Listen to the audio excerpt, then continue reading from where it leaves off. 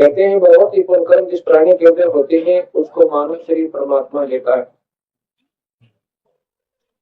और मानव शरीर पाकर जो सत्संग के अंदर पुण्यात्मा आती हैं वो बहुत ही भाग्य वाली, बहुत ही पुण्यकर्मी जीव आत्मा होती है।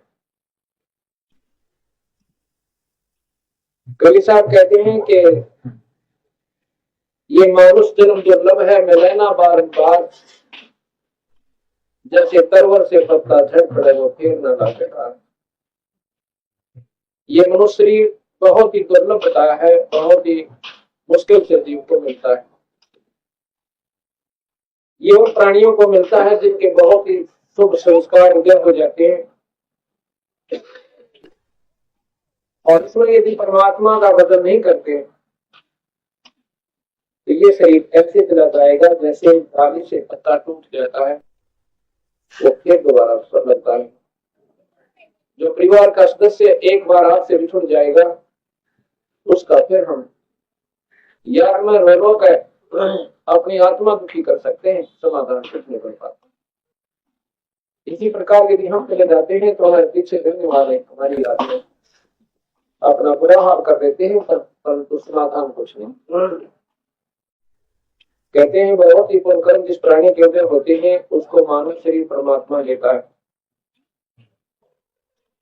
और मानव शरीर पाकर जो सत्संग के अंदर पुण्यात्मा आती हैं वो बहुत ही भाग्य वाली, बहुत ही पुण्यकर्मी जीव आत्मा होती है। कवि साहब कहते हैं कि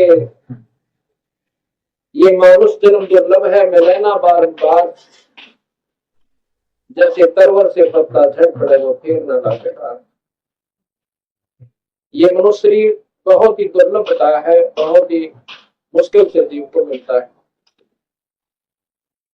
ये उन प्राणियों को मिलता है जिनके बहुत ही शुभ संस्कार उदय हो जाते हैं, और इसमें यदि परमात्मा का भजन नहीं करते तो ये शरीर ऐसे चला जाएगा जैसे डाली से पत्ता टूट जाता है, वो फिर दोबारा अवसर लगता है। जो परिवार का सदस्य एक बार हाथ से बिछुड़ जाएगा उसका फिर हम यार में रह कर अपनी आत्मा दुखी कर सकते हैं, समाधान कुछ नहीं कर पाते।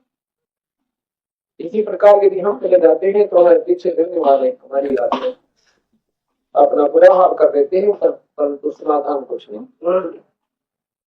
हम एक पिता की संतान हैं, और देखो जाति पाति तो नादान लोग बनाते हैं, संत लोगों का काम जाति और मजहब में उलझना नहीं होता।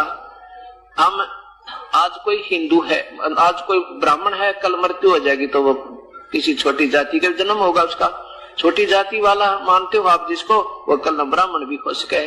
और परमात्मा के मार्ग में जब तक ये हमारा द्वितीय मत है तो प्रभु दूर है अपने तय। नफरत का कारण प्रभु को पसंद नहीं। ठीक है, ऊंच नीच वो व्यक्ति हैं जो बीड़ी पीवे, शराब पीवे, मांस खावे, हुक्का पाने, ताश खेले, दुनिया को लूटे, बहन बेटी की तरफ बुरी नजर से देखे, वो चाहे किसी जाति का है, वो नीच है।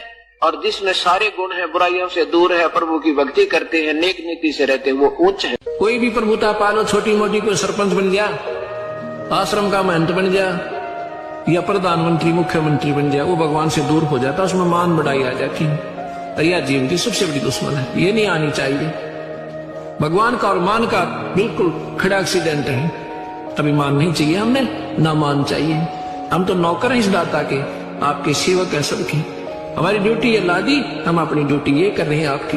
आपकी ड्यूटी है बर्तन साफ करने की, दरी बिछाने की, आप भी नौकर हो, हम भी सेवक हैं दाता की। अपने अपने कर्म बांट रखे, अभिमान नहीं चलेगा।